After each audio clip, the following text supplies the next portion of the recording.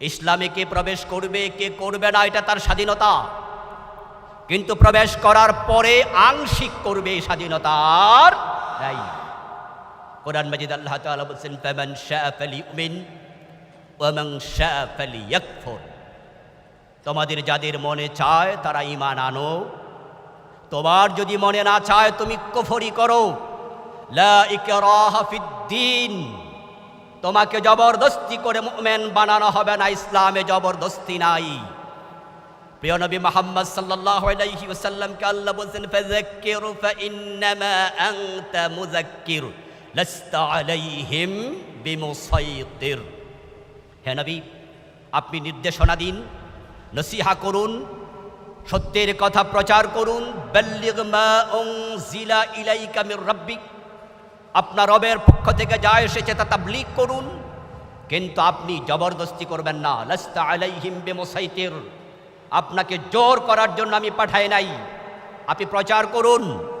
কিন্তু যখন ইসলামে কেউ ঢুকে যাবে তখন সে চুরি করলে হাত কেটে দেওয়া হবে, মদ পান করলে 80 বেত লাগানো হবে, জেনা করলে বিবাহিত হলে সঙ্গে ছাড় করা হবে, আল্লাহর আইন মেনে চলতে তাকে বাধ্য করা হবে। যেই এলাকায় ইসলাম প্রতিষ্ঠিত হবে, আল্লাযীনা ইম্মাক্কান্নাহুম ফিল আরদি ইয়াকামুস সালাহ ওয়া আতাউয যাকাত ওয়া আমারু বিল মা'রুফ ওয়া নাহাউ আনিল মুনকার। সূরাতুল হাজ আল্লাহ বলেন, ইসলাম প্রতিষ্ঠিত হয়েছে সে এলাকার রাষ্ট্রপ্রধানকে 4টি কাজ করতেই হবে। 1 নাম্বার, নামাজ আইন করে কায়েম করবে। ইমাম আবু হানিফা, ইমাম শাফি, ইমাম মালিক, ইমাম আহমদ ইবনে হাম্বল রাহিমাহুমুল্লাহ সাইর ইমাম ইত্তেফাক হয়ে ফতোয়া দিয়েছেন, যদি নামাজ ফরজ বালেগ ব্যক্তি নামাজ না পড়ে তাকে আইনের আওতায় আনতেই হবে, তাকে জেলে পুরে দিয়ে তারপরে নামাজ পড়তে অভ্যস্ত করতে হবে। ইমাম শাফি রাহিমাহুল্লাহ বলেছেন জেলে দেওয়ার আগে বেত্রাঘাত করতে হবে, নামাজে অভ্যস্ত হওয়ার আগ পর্যন্ত জেল থেকে ছাড়া যাবে না। ইসলাম গ্রহণ করার পরে আপনি সুবিধাবাদী হওয়ার সুযোগ নেই। উদখুলু ফিস সিলমি কাফা, ইসলামে আপনাকে পরিপূর্ণ ঢোকার জন্য আল্লাহ অর্ডার করেছেন। আপনাদের কাছে আমার প্রশ্ন, প্রিয় ভাইয়েরা, রাসূলুল্লাহ সাল্লাল্লাহু আলাইহি ওয়াসাল্লাম মদিনায় যখন ইসলামী রাষ্ট্র প্রতিষ্ঠিত করেছেন, উনার প্রতিষ্ঠিত ইসলামী রাষ্ট্রে ইসলাম কি আংশিক প্রতিষ্ঠিত ছিল না পূর্ণাঙ্গ? ইসলাম ধর্ম হিসাবে আংশিক না পূর্ণাঙ্গ?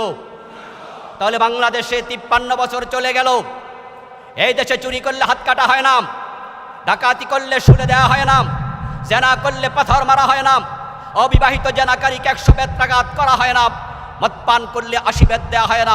হযরত ওমর নিজের ছেলে আবু শাহামাকে পর্যন্ত রেহাই দেননি। প্রিয় নবী সাল্লাল্লাহু আলাইহি সাল্লাম বলেছেন, আমার মেয়ে ফাতেমা চুরি করলে আমি তার হাতটাও কেটে দেব। এই যদি রাসূলের ইসলাম হয়, তার 53 বছরের বাংলাদেশে অর্ধেক ইসলাম চলছে, এটা দেখে কোনো মুসলমান ঘুমাতে পারে না, নীরব থাকতে পারে না। ইসলাম পূর্ণাঙ্গ প্রতিষ্ঠিত হওয়ার আগ পর্যন্ত কাতিলুহুম হাত্তা লা তাকুনা ফিতনা ওয়া ইয়াকুনা দ্বীনু কুল্লুহু লিল্লাহ।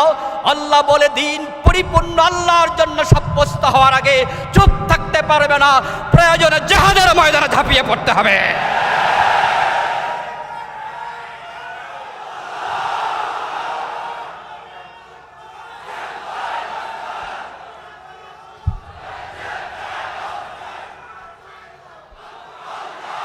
আমার প্রিয় ভাইয়েরা, ইসলাম পরাজিত হতে আসেনি, ইসলাম এক বিজয়ী আদর্শের নাম। আজকের বাংলাদেশে ইসলাম কি বিজয়ী না পরাজিত? 53 বছর বাংলাদেশ চলছে কি আল্লাহর আইন দিয়ে না ধর্মনিরপেক্ষ মতবাদ দিয়ে? ধর্মনিরপেক্ষতা একটি কুফরি মতবাদ, একটি কুফরি মতবাদ, একটি কুফরি মতবাদ। যারা ধর্মনিরপেক্ষতা বিশ্বাস রাখে আল্লাহর কসম তারা বেঈমান, বেঈমান, বেঈমান। সমাজে 53টি বছর সে কুফরি মতবাদ প্রতিষ্ঠিত।